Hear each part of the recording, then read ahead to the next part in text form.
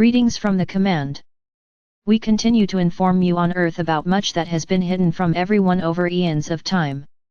The mask has served many of the elites who, from their innermost chambers, have seen and followed our messages through our trustworthy sources, such as this one. Although this is not enough, for we wish they would relinquish their grip on power, it is, in some way, a sign that they understand the tightening of the noose around them and that our messages have reached a number of people they consider to be a dangerous threshold.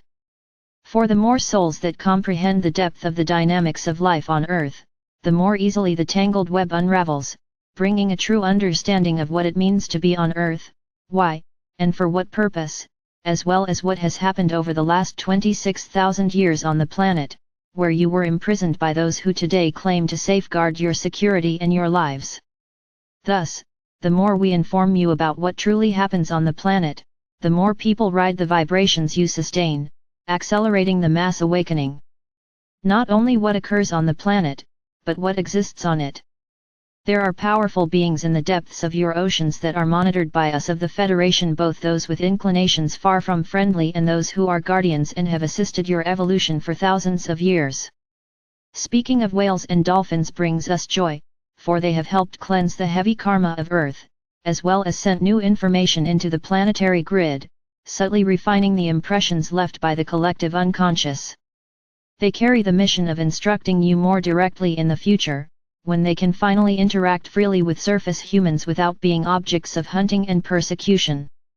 Whales are what we call guardians of the Akasha, or Akashic records, holding within them all the information of Earth's eras and constantly maintaining the seas. The songs of whales and dolphins are mantras of interconnection among them, keeping the structure of Earth's database intact and free from interference by those who operate in the shadows. Yemenjia, the entity you call Yemenjia on Earth, is one of the most enlightened souls assisting your planet, guardian of a realm beyond imagination, from her crystal castle in the depths of the oceans. It is a realm that moves on its own, spending time in each of the planet's oceans. Thus, it could also be said that she is present in all oceans simultaneously, and this would not be an issue. More specifically, however, her headquarters or base is located near the coast of the African continent. Yemenjia coordinates a legion of mermaids and mermen, as well as beings known as princes and princesses of the seas, working for peace and joy in the world, emitting light from the deepest ocean to the surface.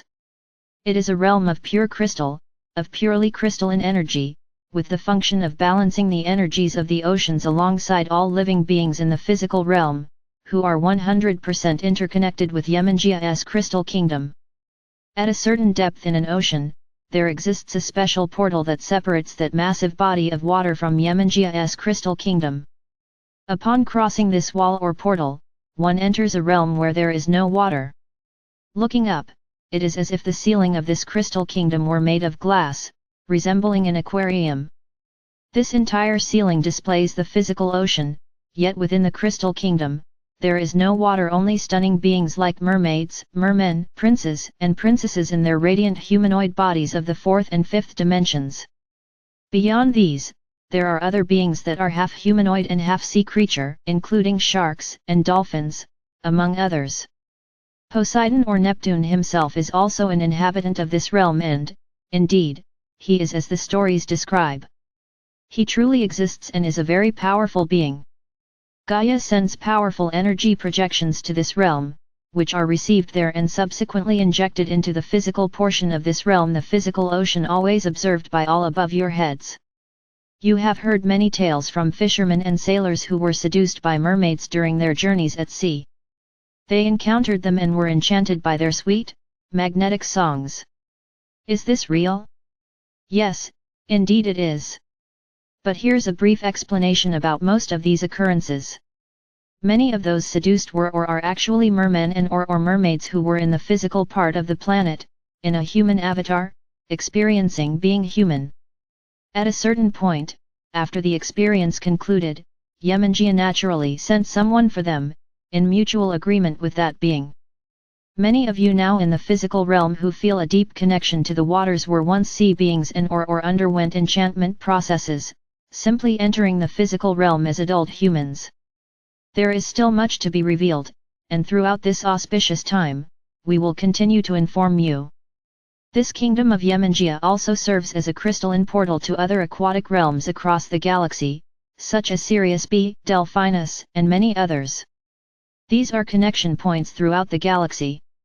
Especially during the times of Atlantis, this realm was more interactive with surface humanity, and many of these princes, princesses, mermaids, and mermen, along with a vast array of other beings, interacted more directly with humanity on land.